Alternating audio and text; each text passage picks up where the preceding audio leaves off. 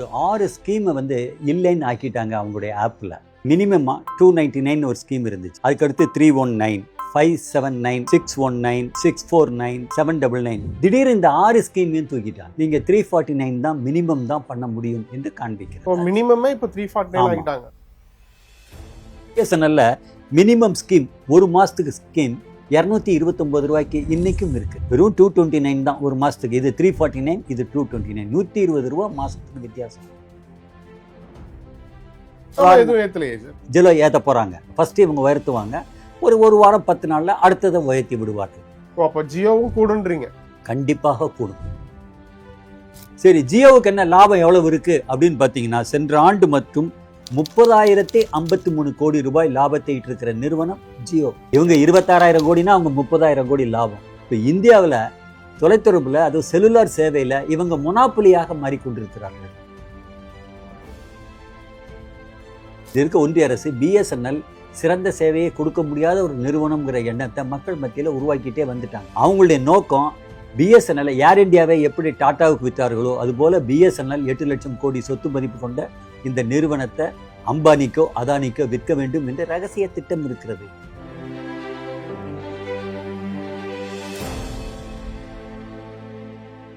Sir வணக்கம். வணக்கம். எப்படி இருக்கீங்க சார்? நல்லா இருக்கேன், ஃபைன். மறுபடியும் உங்களை சந்திச்சிருக்கேன். கிட்டத்தட்ட லாஸ்ட் டைம் மீட் பண்ணும்போது இதே மாதிரியான ஒரு சப்ஜெக்ட் தான். என்னன்னா மறுபடியும் ஏர்டெல்ல சில ஸ்கீம்ஸை கட் பண்ணியிருக்காங்க. கிட்டத்தட்ட ஒரு 6 பிளான்ஸ், ரீசார்ஜ் பிளானை கட் பண்ணியிருக்காங்க. இந்த நடவடிக்கை எப்படி பாக்குறீங்க? இது ஒரு பெரிய விலை உயர்வை மக்களுக்கு கொடுக்க போகுது. ஏர்டெல் செய்திருக்கக்கூடிய செயல். அவங்க அஃபிஷியலா எந்த பேப்பர்லையும் ரிலீஸ் பண்ணலை. ஆனால் ஒரு 6 ஸ்கீமை இல்லைன்னு ஆக்கிட்டாங்க அவங்களுடைய ஆப்பில். உதாரணமாக மினிமமா 299 ஒரு ஸ்கீம் இருந்துச்சு.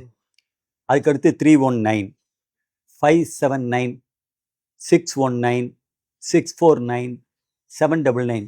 இதெல்லாம் நான் சொல்றதெல்லாம் ரூபாய்களில் ஒரு மாதத்துக்கு 28 நாளைக்கு, 80 நாளைக்கு, 70 நாளைக்கு இந்த ஸ்கீம்ஸ். திடீர்னு இந்த 6 ஸ்கீமையும் தூக்கிட்டாங்க. தூக்கிட்டு இப்போ புதுசாக ஒரு ஸ்கீம் கொண்டு வந்திருக்காங்க. அது என்னன்னா 349, 28 நாளைக்கு 349 ரூபாய் வீதம் 2 GB 28 நாளைக்கு கொடுக்குறோன்னு சொல்லி அனௌன்ஸ்மெண்ட்டு வந்திருக்கு. இதில் என்னென்ன அனௌன்ஸ்மெண்ட் வரல. ஏர்டெல் ஆப்பில் போய் நீங்கள் ரீசார்ஜ் பண்ண போனீங்கன்னா நீங்கள் 349 தான் மினிமம் தான் பண்ண முடியும் என்று காண்பிக்கிறது. ஓகே. இது மினிமமே இப்போ 349 ஆகிட்டாங்க. மினிமம் 28 நாளைக்கு 349. அது கீழே எதுவுமே கிடையாது. நீங்கள் இந்தியா போன்ற நாட்டில் இந்த மாதிரி தொலைத்தொடர்பு நிறுவனங்கள் தங்கள் சேவையை கொடுக்கும் போது எதுவும் இல்லை, எல்லாம் இலவசம் என்று அறிமுகப்படுத்தி வந்தது ஜியோ. ஆனால் இன்னைக்கு நிலைமை பார்த்தீங்கன்னா விலை ஏறிக்கிட்டே போகுது. ஒரு சாதாரண ஜிலோ ஏற்ற போறாங்க. எப்பவுமே பொதுவாக இவர்கள் தங்களுக்குள் கூட்டமைத்து கொண்டு கார்டல்னு ஆங்கிலம் சொல்லுவோம், கூட்டமைச்சிட்டு தான் விலையை உயர்த்துவாங்க. ஃபர்ஸ்ட் இவங்க உயர்த்துவாங்க. ஒரு வாரம் 10 நாள்ல அடுத்ததை உயர்த்தி விடுவார்கள். அப்போ ஜியோவும் கூடுன்றீங்க? கண்டிப்பாக கூடும். சென்ற நவம்பர்ல நீங்க பார்க்கலாம், முதல்ல ஜியோ கூடுச்சு, அடுத்து ஏர்டெல் கூடுச்சு, அதுக்கு தொடர்ந்து வோடாஃபோன் கூட்டுனாங்க. ஆக இவர்கள் கண்டிப்பாக இவர்கள் பேசி வைத்து கொண்டுதான் கூட்டுகிறார்கள். இதான் எங்களை போன்ற தொழிற்சங்க தலைவர்கள் சொல்லக்கூடிய குற்றச்சாட்டு. அவங்களுக்குள்ள ஒரு கூட்டமைப்பு இருக்கு. முதல்ல நான் ஏத்துறேன், 2வது நீ ஏத்துன்னு ஏத்துவாங்க. ஆனா ஏத்துவது என்பதை நிறுத்த மாட்டார்கள். ஓகே. இவங்க எதுக்காக ஏத்தணும்? இப்போ 349 கொடுத்து இப்போ ஏர்டெல்ன்றது ஒரு நிறுவனம், தனியார் நிறுவனம். அது பொதுத்துறை நிறுவனமோ அரசு நிறுவனமோ கிடையாது.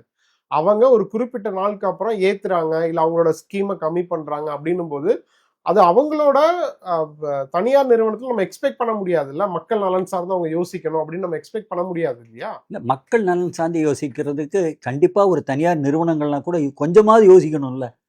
வெறும் இப்போ உதாரணமா ஒரு பிசினஸ்ல எனக்கு லாபம் இல்லை, நஷ்டத்தை சந்திச்சிருக்கேன், ஆகவே விலையை உயர்த்துறேன்னு சொன்னா அது நியாயம்னு நானும் நீங்களும் எடுத்துக்கொள்வோம். அப்படி பார்த்தா ஏர்டெல் நஷ்டத்தில் இருக்கா? நஷ்டத்தில் இருந்ததுனாலதான் விலை உயர்த்துறாங்களா? விரிவாக்கம் செய்வதற்கு பணம் இல்லையா, அதற்காக விலை உயர்த்துறாங்களா? எதுவும் சொல்லலை. ஆனா அவங்ககிட்ட நான் ஒரு புள்ளி விவரம் சொல்றேன். ஏர்டெல் லாபம் கடந்த ஆண்டு 26,695 கோடி ரூபாய்கள். சரி.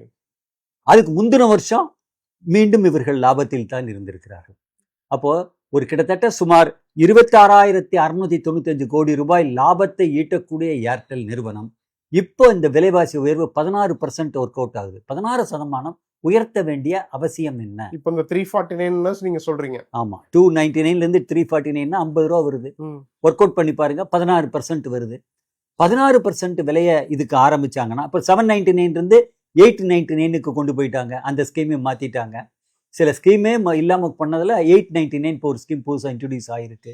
அப்போ விலை உயர்வு 12லிருந்து 16% வரைக்கும் இவர்கள் உயர்த்தி இருக்கிறார்கள், விலையை உயர்த்துறாங்க. இல்ல சார், அப்படின்னா இப்போ நான் இயர்லி ஸ்கீம் போட்டா எனக்கு கம்மியா வரும் இல்லையா? அதுவும் இல்ல பாருங்களேன். இயர்லி ஸ்கீம் வந்து 3999 ஒரு ஸ்கீம் இருந்துச்சு. எல்லாம் ஃப்ரீ 2 GB இயர்லி 1 இயருக்கு 3999 ரூபாய் அப்படின்னு ஒரு ஸ்கீம் இருக்கு. அதை வந்து நீங்க போட்டீங்கன்னா முந்தி 365 நாளைக்கு 2 GB ஃப்ரீ என்று வந்தது. இப்போ நீங்க ஒரு மாசத்துக்கு 349 ரூபான்னா இந்த 3999 12 மாசத்தால வகுத்து பாத்தீங்கன்னா ஒரு மாசத்துக்கு 333 ரூபா வருது. ஓகே, வெறும் பெரிய வித்தியாசமே இல்ல. முந்தினா நிறைய வித்தியாசம் இருந்துச்சு. முதல்ல ஒரு வருஷத்துக்கு போடும் பொழுது நிறைய பெனிஃபிட் கிடைச்சது. இப்ப அந்த பெனிஃபிட் இல்லை, குறைந்திருக்கிறது. குறைத்திருக்கிறார்கள் என்பது அவங்க. அப்போ லாபம் கிடைச்ச பிறகும் இவங்க விலையை உயர்த்துறாங்கன்னா லாபம் மேலும் லாபம் கொள்ளை லாபம் அடிப்பது தான் அந்த விலை உயர்த்தப்படுகிறது. இவங்க உயர்த்தினவுடனே ஜியோ நிச்சயம் உயர்த்திடுவாங்க. சரி, ஜியோவுக்கு என்ன லாபம் எவ்வளவு இருக்கு அப்படின்னு பாத்தீங்கன்னா, சென்ற ஆண்டு மற்றும் ஜியோவுக்கு லாபம் எவ்வளவுன்னு கேட்டீங்கன்னா 30,053 கோடி ரூபாய் லாபத்தை ஈட்டிருக்கிற நிறுவனம் ஜியோ. இவங்க 26,000 கோடினா அவங்க 30,000 கோடி லாபம். இப்ப இந்தியாவில் தொலைத்தொடர்புல அது செல்லுலார் சேவையில இவங்க மொனாப்புலியாக மாறிக்கொண்டிருக்கிறார்கள். இவங்களை விட்டா ஆளே கிடையாது. பெரும்பான்மை இவங்க தான், அவங்க கையில தான் இருக்கு. பொதுத்துறை நிறுவனமான BSNL இந்த போட்டியில ரொம்ப பின்னாடி இருக்கிறது. இப்போ ஒரு உதாரணம் சொல்றேன். இந்தியாவில் 126 கோடி செல்லுலார் இணைப்புகள் செயல்படுகின்றன. 126 கோடி. மக்கள் தொகையே 138 கோடின்றான். 126 கோடி மொபைல் இணைப்புகள் இந்தியாவில் வேலை செய்கிறது. மார்க்கெட்ல, உலகத்துல மார்க்கெட்ல இவ்வளவு அதிகமா வேலை செய்யறது இந்தியாவில தான். Highest in India. இதுல 126 கோடியில ஜியோ நிறுவனம் மட்டும் அவர்கள் வைத்திருப்பது 50 கோடி. ஏர்டெல் 48 கோடி.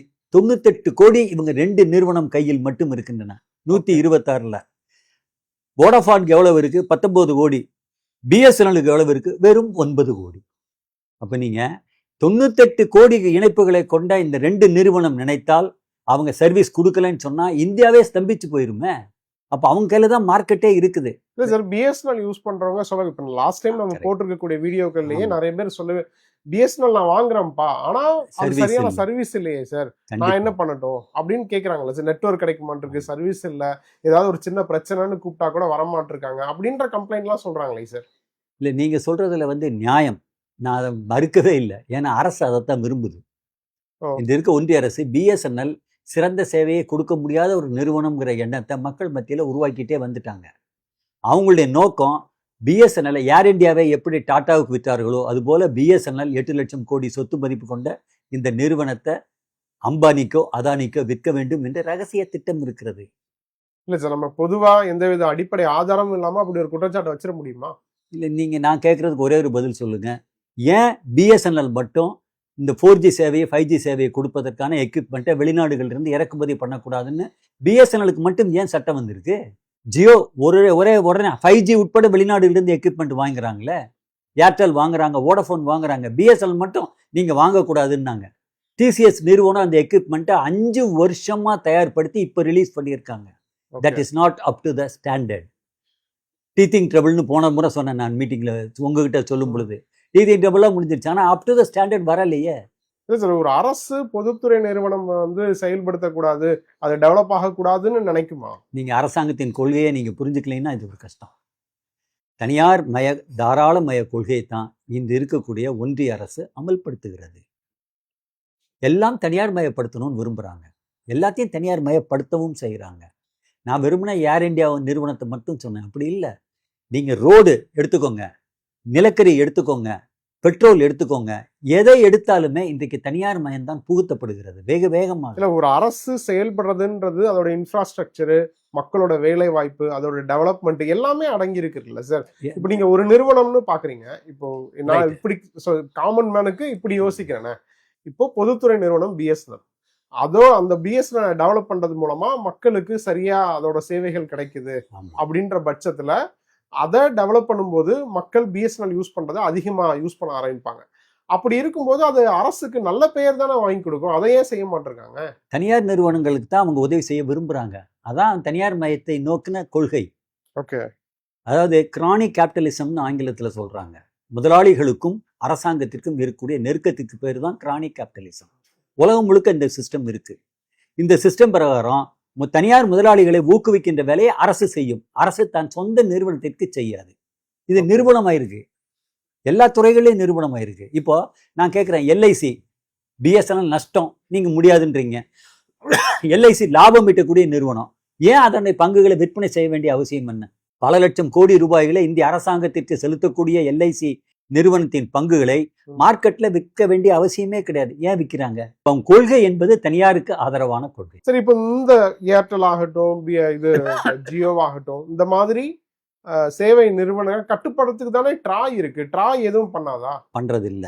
தொலைத்தொடர்பு ஆணையம், telecom regulatory authority of India, அவருடைய பணி என்பது இதையெல்லாம் ஒழுங்குபடுத்துறது தான் அவங்களுடைய பணி.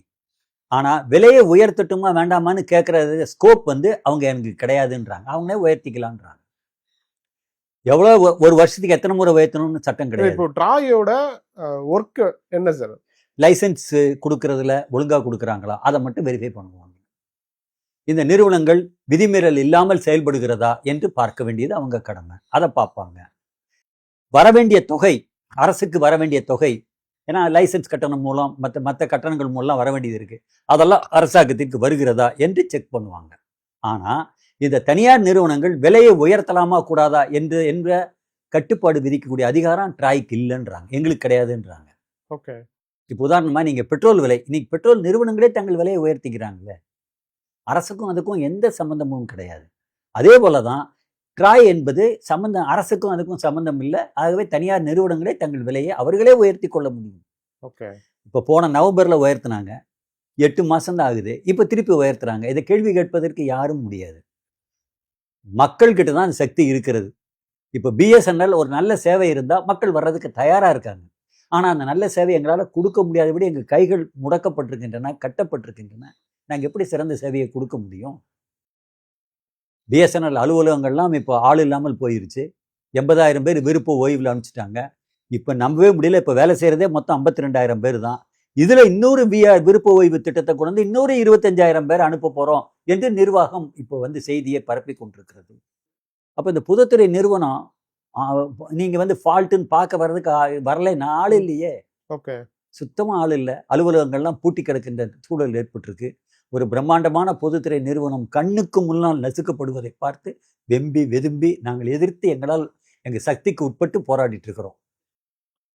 இல்லை, இப்போ ஜென்ரலா இப்போ நான் வந்து ஒரு பிஎஸ்என்எல்ல டெவலப் பண்றதுக்கு பதிலா அதுக்குண்டான இன்ஃப்ராஸ்ட்ரக்சரு, அதை டெவலப் பண்றதுக்கான வழிகள் அரசு கையில இருக்குன்னு நினைக்கிறீங்களா? ஆமா. இப்ப நான் ஒரு சாதாரணமா ஒரு குடிமகனு நினைக்கலாம்ல. ஒரு நிறுவனம், இப்ப அரசு வந்து இப்ப நான் வந்து இதுல போட்டு இதுல அதிகமான செலவுகள் இருக்கு இதை டெவலப் பண்றதுக்கு, அதனால நான் வந்து ஏர்டெல்லோ ஜியோக்கோ நான் வந்து சப்போர்ட் பண்றேன் அப்படியும் சொல்லலாம் இல்லையா? இல்ல, அப்படி கிடையாது. அதாவது ஏற்கனவே எல்லாரை விட பழைய நிறுவனம் பிஎஸ்என்எல். இது வந்து சர்வீஸ் வந்து டெலிகாம் டிபார்ட்மெண்ட்டாக இருந்துச்சு. கிட்டத்தட்ட ஒரு 100 ஆண்டுகள் கிட்டத்தட்ட சேவையை கொடுக்கக்கூடிய ஒரு நிறுவனமாக இருக்குது. அது இதுக்கு இன்ஃப்ராஸ்ட்ரக்சர் நல்லா இருக்குது. காஷ்மீர்லேருந்து கன்னியாகுமரி வரைக்கும் நல்ல செட்டப்போடு இருக்கக்கூடிய இன்ஃப்ராஸ்ட்ரக்சர் உள்ள ஒரு நிறுவனம் பிஎஸ்என்எல். இதற்கு வேற ஒன்றும் செய்ய வேண்டாம், அவங்களுக்கு செய்கிற மாதிரியே எங்களை அனுமதி கொடுங்கன்னு தான் கேட்குறோம். தனியார் நிறுவனங்கள் நோக்கியா, எரிக்சன், சாம்சங் இவங்ககிட்ட இருந்தெல்லாம் எக்யூப்மெண்ட் வாங்குறாங்க 4Gக்கு 5Gக்கு. எங்களையும் வாங்க அனுமதி கொடுங்களேன். எங்களையும் தடுத்துட்டீங்க 5 வருஷமா. எங்களுக்கு கொடுத்ததே 2016 4G சேவையை ஏர்டெல் கொடுக்குது, சாரி ஜியோ கொடுக்குது. 2015 ஏர்டெல் கொடுக்குது. நாங்கள் இப்போ தானே அனுமதிக்கப்பட்டிருக்கோம். அனுமதிக்கப்பட்டும் எங்களால் வந்து சர்வீஸை கொடுக்க முடியலையே, மிகுந்த வேதனை. 1 லட்சம் டவர் கொடுக்குறோம் நாங்கள், 1 லட்சம் டவரும் போட்டாங்க. ஆனால் சேவை சிறப்பாக மாறலையே. ஏன்? டிசிஎஸ் நிறுவனத்தால் உலக அளவில் கம்பீட் பண்ணக்கூடிய நிலைமையில டிசிஎஸ் நிறுவனத்தால் முடியலை. அவங்க இன்னும் முயற்சி எடுக்கிறாங்க, வாழ்த்துகிறோம். முயற்சி வெற்றி பெற்றால் பிஎஸ்என்எல் பிழைக்கும், சர்வைவ் ஆகும். வெறும் 9 கோடி இருக்கு. இந்த 9 கோடி கூட எங்க இருக்குன்னா நகரங்கள்ல இல்லை. இதெல்லாம் இருக்கிறது ரிமோட் ஏரியாவில், வில்லேஜஸில், நக்சல் பாரிகள் இருக்கிற இடங்கள்ல, இந்த மாதிரி இடங்கள்ல பிஎஸ்என்எல் இருக்கிறது. அப்போது ஒன்று மக்களுக்கு நாங்கள் திரும்பி திரும்பி சொல்ல விரும்புகிறோம்னா, பிஎஸ்என்எல் என்ற ஒரு பொதுத்துறை நிறுவனம் இல்லைன்னா சந்தையில விலையை அவர்கள் இன்னும் இஷ்டத்துக்கு உயர்த்துவார்கள். இப்போ Okay. பிஎஸ்என்எல் கொஞ்சம் இருக்கிறதுனால விலையை உயராமல் தடுக்க முடிகிறது எங்களால். இது கொஞ்சம் நல்ல சேவையை கொடுத்தா இன்னும் விலை உயர்வை தடுக்க முடியும். பிஎஸ்என்எல் விலையை உயரத்திலேயே இப்போ பிஎஸ்என்எலோட சேவைகள் இது வரைக்கும் இருக்குது. 4G இருக்கு, 5G 5G வரல, 4G இருக்கு. ஓகே. ஆனா அது எல்லா இடங்களையும் நல்லா கிடைக்கல. ஆனா 5Gயுமே கொண்டு வரதுக்கான வாய்ப்பு இருக்கு, திட்டங்கள் இருக்கு, அதற்கான பணிகளும் நடந்து கொண்டிருக்கின்றன. ம். ஸோ 5G வருவது இப்ப தனியார் நிறுவனங்களே குறிப்பிட்ட நகரங்கள்ல மட்டும்தான் 5G கொடுக்குறாங்க. அதே போல பிஎஸ்என்எலும் 5G கொடுக்க முடியும். இன்னும் ஒரு சில மாதங்கள்ல அது பணி முடிஞ்சிடும். ஆனா சிறந்த சேவையை கொடுக்கணும்னா நீங்க கால் வந்து டிராப் ஆகக்கூடாது, நெட்டு கிடைக்கணும். இதுதானங்க சிம்பிளா சொல்றது. எனக்கு வந்து டேட்டா வந்து கரெக்டா கிடைக்கணும், என் பேசும்போது கால் டிராப் ஆகக்கூடாது. இந்த பணியில பிஎஸ்என்எல் இன்னும் முன்னேற வேண்டிய அவசியம் இருக்கு. ஓகே. இன்னும் கொஞ்சம் பின்னாடி பின்தங்கி இருக்கிறோம். டெக்னோக்ராட்ஸ் அதற்கான வேலைகளை செய்கிறாங்க. அது கொஞ்சம் சரி செய்து வந்தால் பிஎஸ்என்எல் எழுந்து நிற்க முடியும். இப்போ பிஎஸ்என்எல்ல மினிமம் ஸ்கீம் ஒரு மாசத்துக்கு ஸ்கீம் 229 ரூபாய்க்கு இன்னைக்கும் இருக்கு. வெறும் 229 தான் ஒரு மாசத்துக்கு. இது 349, இது 229, 120 ரூபா மாசத்துக்கு வித்தியாசம் இருக்கிறதுல பிஎஸ்என்எல் இன்னைக்கும் இந்த சர்வீஸை கொடுத்துட்டு இருக்கிறாங்க. 70 நாளைக்கு 599ல 3 GB டெய்லி ஃப்ரீ என்று கொடுக்கப்பட்டிருக்கு. நான் சொன்ன மந்த்லி பிளான்ல டெய்லி 2 GB ஃப்ரீ என்பதும் இருக்கிறது. அப்போ பிஎஸ்என்எல் காம்படிட்டிவ் பிரைஸ்ல எங்களால கொடுக்க முடியுது. நாங்க ஒன்றும் புதுசா ஒன்றும் பண்ண போறது இல்லை. இந்த சேவையை கொஞ்சம் டெக்னிக்கலா சரி பண்ணிட்டோம்னு சொன்னா இதே ரேட்டுக்கு பிஎஸ்என்எல்லால கொடுக்க முடியும். அப்பதான் உண்மையான போட்டி என்பது வரும். ஓகே. உண்மையான போட்டி ஏர்டெல் ஜியோவோட பிஎஸ்என்எல் போட்டியிடுந்த சிறந்த சேவையோடு வந்தால் போட்டி வரும். சரி, இப்போ 5Gயும் வந்துருச்சுன்னு வைங்க. ஆமா. ஏர்டெல்ல சரி ஆமா. பிஎஸ்என்எல்ல 5Gயும் வந்துருச்சு அப்படின்னா இப்போ ஏர்டெல் மாதிரியான நிறுவனங்கள் 349க்கு போயிட்டாங்க. ஆமா. பிஎஸ்என்எல்ட்ட இந்த ஃபெசிலிட்டி இருந்துச்சுன்னா எவ்வளவு கொடுப்பாங்க? அதாவதுங்க, நான் வந்து இன்னும் அது கணக்கெல்லாம் என்னால் சொல்ல முடியாது. ஆனால் ஒன்று சொல்ல முடியும், பிரின்சிபலாக நான் ஒன்று சொல்கிறேன். அவங்க லாபத்துக்கும் மேலும் லாபம் சேர்க்கறதுக்காக விலையை உயர்த்துறாங்க. பிஎஸ்என்எலுக்கு அப்படி கிடையாது. பிஎஸ்என்எல் ஏன் பொதுத்துறை இந்தியாவில் இருக்கணும்னா அதனுடைய வரக்கூடிய வருமானம் லாபம்லாம் இந்திய அரசாங்கத்துக்கு தான் போகுது. கொள்ளை லாபம் அடிக்க வேண்டிய அவசியம் கிடையாது. சர்வீஸ் ஓரியன்ட் சேவையை சிறந்த முறையில் கொடுக்கணுங்கிறது தான் நோக்கம். அப்படிங்கும்போது விலையை பெரிய அளவுக்கு உயர்த்த மாட்டாங்க. 4G இருக்கும்போதே இவ்வளோ டிஃபரன்ஸில் கொடுக்க முடியுது. 5G வந்து பெரிய அளவுக்கு அதனுடைய செலவுகள் அதிகம்லாம் கிடையாது. இப்ப சொல்லக்கூடிய குற்றச்சாட்டுகள் எல்லாம் இருக்கு, பிரைஸ்லாம் கம்மியா தான் இருக்கு, ஆனா சிறந்த சேவை இல்லைங்க. அதுக்காக தான் நாங்களும் போராடுறோம், பொதுமக்கள்கிட்டையும் சொல்றோம், அந்த எங்களுடைய அதிகாரிகள்கிட்டையும் நிறைய சிஎம்டி வரைக்கும் நாங்க வந்து இது அன்றாடம் எங்கள் பிரச்சனைகளை கொண்டு போறோம். சேவை இல்லாம எங்களால பிசினஸ் பண்றதுல போட்டியில நிக்க முடியலன்னு சொல்றோம் என்றெல்லாம் நாங்களும் எடுத்து சொல்லி இருக்கிறோம். அவங்களும் முயற்சி எடுக்கிறதா எங்களுக்கு ஒவ்வொரு முறையும் கூட்டங்கள்ல சொல்றாங்க. ஆனால் எதிர்பார்த்த ரிசல்ட் இன்னும் வரல. வரும் என்று நம்புகிறோம் நாங்கள். இப்ப இது எங்கதான் சார் போய் முடியும்? இப்ப காமன் மேனுக்கு சராசரியா மினிமமா மாச செலவு அப்படின்றது இப்போ சாதாரண போனுக்கே அவன் 350 ரூபாய் செலவழிக்க வேண்டிய கட்டாயத்துக்கு வந்தான். ஆமாங்க. இப்ப போன் விலைகள்லாம் கூட இப்ப கூடிடுச்சு. ஆமா. சோ இது எங்க போய் நிக்கும்னு நினைக்கிறீங்க? அதாவதுங்க, மக்களை வந்து ஒரு மனநிலைமைக்கு பழக்கிட்டாங்க. இதுதான் இன்னைக்கு இருக்கக்கூடிய டேஞ்சர். மொபைல் ஃபோன் இல்லாம வாழ முடியாது என்ற நிலைமைக்கு மக்கள் வந்துட்டாங்க. நீங்க விலையை உயர்த்தினாலும் ஒரு நேரம் சாப்பிடாட்டியும் பரவாயில்ல, மொபைல் ஃபோனுக்கு நான் காசு செலவு பண்றேங்கிற நிலைமைக்கு மக்களை கொண்டு போய் தள்ளிட்டாங்க. இதுதான் முதலாளித்துவம் செய்யக்கூடிய பணி. உங்களை மார்க்கெட்ல உங்களை கன்சியூமரை வாங்க வைக்கிறதுக்கு பழக்கிட்டாங்கன்னா நீங்க அதுல பழகிடுவீங்க. உங்களால் அதிலிருந்து விடுபட முடியாது. ஆகவே மக்கள் வேறு வழியே இல்லாமல் விலை உயர்ந்தாலும் வாங்குவார்கள். ஆனால் ஒரு கட்டத்தில் மக்கள் மனசுல இதை எதிர்க்கணும், இந்த விலைவாசி உயர்வை எதிர்த்து நாம போராட்டம் நடத்தணும் என்று வந்தால் மட்டுமே அரசும் பயப்படும், அந்த தனியார் நிறுவனங்களும் கொஞ்சம் பயப்படுவாங்க. இப்போ நீங்க பிரைவேட் பஸ் ஓடுது, கவர்மெண்ட் பஸ் ஓடுது. சீசன் டைம்ல, அதாவது பொங்கல் அல்லது தீபாவளி டைம்ல பிரைவேட்ல திடீர்னு விலையை உயர்த்திடுவாங்க. மக்கள் உடனே போராடுறாங்கல்ல. போராடணுன்னே அமைச்சர் வராரு, விலையை குறைக்கிறாரு. ஏதோ முடிஞ்ச அளவுக்கு குறைக்கிறதுக்கு தலையீடு என்பது இருக்குது இல்லையா? அப்போ மக்கள் போராட்டம் நடத்தினா விலை குறையும். அதே மாதிரி மொபைல் சேவையிலையும் மக்கள் எழுந்து போராட வேண்டும். அதற்கு நாங்களும் அவர்கள் வேண்டுகோள் வைக்கிறோம். எதிர்த்து போராடினா மட்டும்தான் இவர்கள் விலையை குறைப்பார்கள். வாங்க மாட்டாங்க நாங்க என்று ஒரு முடிவு எடுத்தாங்கன்னா உடனே குறைச்சிருவாங்க. போன முறையே நவம்பர்ல விலை உயர்ந்த உடனே நிறைய பேர் 1 கோடி பேர் கிட்டத்தட்ட பிஎஸ்என்எலுக்கு ஷிஃப்ட் ஓவர் ஆனாங்க. ஷிஃப்ட் ஓவர் ஆன உடனே ஏர்டெல்லும் ஜியோவும் வோடஃபோனும் விலையை குறைச்சாங்க. ஏத்துனது 22%, குறைச்சிட்டாங்க 15%க்கு குறைச்சிட்டாங்க ஒரு 6 மாசத்துக்குள்ள. ஏன்னா அவங்களுக்கு தெரிஞ்சிருச்சு நிறைய போனா போயிடுவாங்க போல இருக்குன்னு. பட் நம்ம துரதிர்ஷ்டம், வந்த சந்தாதாரர்களை சிறந்த முறையில நம்மளால வச்சுக்க முடியல. அதுதான் பிஎஸ்என்எல் சந்தித்த மிகப்பெரிய கஷ்டமான நஷ்டமான விஷயமா மாறி போச்சு. ஓகே. அது ஓரளவுக்கு வந்தவங்க ஓரளவுக்கு இருக்காங்க, எல்லாரும் திரும்பி போயிடல, திரும்பி கொஞ்சம் பேர் போனாங்க. இப்ப இன்னைக்கு கூட பிஎஸ்என்எல்ல ₹1 சிம் அனௌன்ஸ் பண்ணிருக்காங்க. இன்னைக்கும் அனௌன்ஸ்மெண்ட் இருக்கு. ஆனா நான் ரொம்ப வருத்தத்தோட சொல்றேன், சிம் கார்டு வாங்கி விற்கும்போது சிறந்த சேவையை கொடுக்குறீங்களான்னு கேட்டா எங்களால உறுதியா சொல்ல முடியல.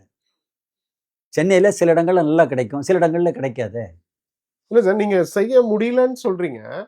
இப்ப நீங்க புது சேவைக்காக எதிர்பார்க்கிறதை விட இருக்கிறத வச்சு இந்த சர்வீஸே சரியா பண்ண மாட்டிருக்காங்கன்ற குற்றச்சாட்டு வருதே சார். இல்லைங்க, இந்த சர்வீஸை எப்படி செய்ய முடியும்? உதாரணமா அந்த நமக்கு டேட்டா கிடைக்கணும், இல்லைன்னா கால் ட்ராப் ஆகாம இருக்கணும் அப்படின்னு சொன்னா அந்த டவரும் அந்த எக்யூப்மெண்ட்டும் ஃப்ரீக்குவன்சியும் அலைக்கற்றையும் 3 ஒரே லிங்க் ஆகி வேலை செய்யணும். ஓகே.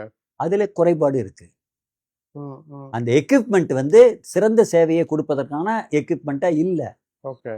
சில இடங்கள்ல ஒர்க் அவுட் ஆகுது, சில இடங்கள்ல ஒர்க் அவுட் ஆகல. கிராமங்கள்ல சில இடங்கள்ல நல்லா வேலை செய்யுது, மலைப்பிரதேசங்கள்ல வேலை செய்யுது, சில இடங்கள்ல வேலை செய்ய மாட்டேங்குது. இப்படி ஒரு அப்ஸ் அண்ட் டவுன்ஸ் இருக்கு. அதை பார்க்கணுங்கிறது தான் முக்கியம். அது டெக்னிக்கலாக தான் அதை சரி பண்ண முடியும் நாங்க நம்புறோம். அதுக்கான திறமையானவர்கள் டிசிஎஸ் நிறுவனத்திலிருந்து அதை சரி செய்ய வேண்டும். ஓகே. இப்போ ஏர்டெல் இந்த முடிவு எடுத்திருக்காங்க. 6 பிளான டிராப் பண்ணிருக்காங்க. இப்போ ஜியோவும் கூட்டுவாங்கன்னு சொல்றீங்க. கண்டிப்பா 15% கூட்டுவாங்கன்னு சொல்லப்படுது. ஸோ உண்மையிலே அதுவும் நடக்குமா சார்? கண்டிப்பா நடக்கும். ஓகே. ஏன்னா போட்டி என்று வந்த பிறகு தனியார் நிறுவனங்கள் சும்மா இருக்க மாட்டாங்க. இவங்க உயர்த்தினா கொஞ்சம் டைம் கொடுத்து அவங்களும் உயர்த்துவாங்க. ஓகே. அவங்களுக்குள்ள அதுக்கு உடன்பாடு ஏற்பட்டிருக்கும். இந்நேரத்துக்குள்ளே ஒரு வாரத்தில் நாங்கள் ஏற்றுறோம்னு சொல்லி ஏற்றிடுவாங்க. ஏற்றாம இருக்கவே மாட்டாங்க. இறுதியா மக்களுக்கு சொல்லக்கூடிய செய்தியா நீங்க என்ன சொல்ல விரும்புறீங்க சார்? நான் மக்கள்கிட்ட ஒரே ஒரு வேண்டுகோள் வைக்கிறோம். பிஎஸ்என்எல் ஒரு 9 கோடி பேர் எங்கிட்ட இருக்கிறதுக்கு மிகுந்த நன்றி. ஏன்னா அது எங்களுக்கு தெரியும், நக்சல்பாரிகள் இருக்க இடம், கிராமங்கள், மலைப்பிரதேசங்கள், இந்த மாதிரி இடங்கள்ல தான் நிறைய கனெக்ஷன்ஸ் எங்களுது இன்னைக்கு இருக்கு. கொடைக்கானல் இன்னைக்கு போனாலும் பிஎஸ்என்எல் தான், ஊட்டிக்கு இன்னைக்கு போனாலும் பிஎஸ்என்எல் தான் பெஸ்ட் சர்வீஸ் கொடுக்கறதா இருக்கு. அப்படி சேவைகளை கொடுக்கக்கூடிய ஒரு நிறுவனம். இந்த நிறுவனத்திற்கு அரசு தொடர்ந்து ஆதரவளிக்க வேண்டும்.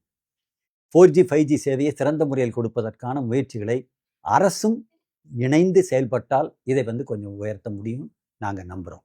ஒண்ணு. ரெண்டாவதா, தனியார் நிறுவனங்கள் இப்படி விலையை இஷ்டத்துக்கு உயர்த்துவதை அனுமதிக்க கூடாது. அரசு கொஞ்சம் கட்டுப்பாடுகள் விதிக்க வேண்டும். எதற்காக உயர்த்துறாங்க என்ற கேள்வியை எழுப்ப வேண்டும். அதற்கு ஒரு வருடத்தில் எத்தனை முறை தான் ஏற்றக்கூடாது என்ற சில கட்டுப்பாடுகள் கொண்டு வரலாம். விலையை இஷ்டத்துக்கு உயர்த்தக்கூடாது என்ற சட்டத்தை கொண்டு வரலாம். இப்ப அந்த மாதிரி எந்த கட்டுப்பாடு இல்ல. இப்போ நான் அரசிட்ட வேண்டுகோள் வைக்கிறதே அதான். நீங்க இது பண்ணுங்க, இவ்வளவு நாளுக்குள்ள ஏத்தணும், இவ்வளவு நாளுக்குள்ள அந்த மாதிரிலாம் எதுவும் கிடையாது. எந்த கட்டுப்பாடும் கிடையாது, அவர்களுக்குள் கிடையாது. ஆகவேதான் விலை இஷ்டத்துக்கு அவங்க அடுத்த மாசம் அவங்க ஏத்தணும்னு நினைச்சா ஏத்தலாம், நாளைக்கு ஏத்தணும்னு நினைச்சா கூட ஏத்தணும். நேத்தானங்க ஏத்துனீங்க, நாளைக்கே ஏத்துனீங்கன்னு கேள்வியே கேட்க முடியாது. அப்படிப்பட்ட சுதந்திரம் தனியார் நிறுவனங்களுக்கு இருக்கிறது. அதுக்கு ஒரு கட்டுப்பாடு அரசு கொண்டு வர வேண்டும். கட்டுப்பாடு கொண்டு வந்தால் நிச்சயமாக இந்த செல்லுலார் சேவை இந்தியாவில் 128 கோடி இணைப்புகளுக்கும் நல்ல சேவையை நம்மால் கொடுக்க முடியும். குறைந்த விலையிலும் கொடுக்க முடியும். இந்த விலை தேவையே இல்லை, குறைந்த விலையிலும் கொடுக்க முடியும். லாபத்தை குறைச்சிக்கிட்டா போதும். தனியார் நிறுவனங்கள் நல்ல சேவையை கொடுக்கலாம், விலை குறைவாக கொடுக்கலாம். ரொம்ப நன்றி சார். நிறைய விஷயங்களை ஷேர் பண்ணது. உங்களோட கருத்துக்கும் நேரத்துக்கும் நன்றி. மிக்க நன்றி தோழர்.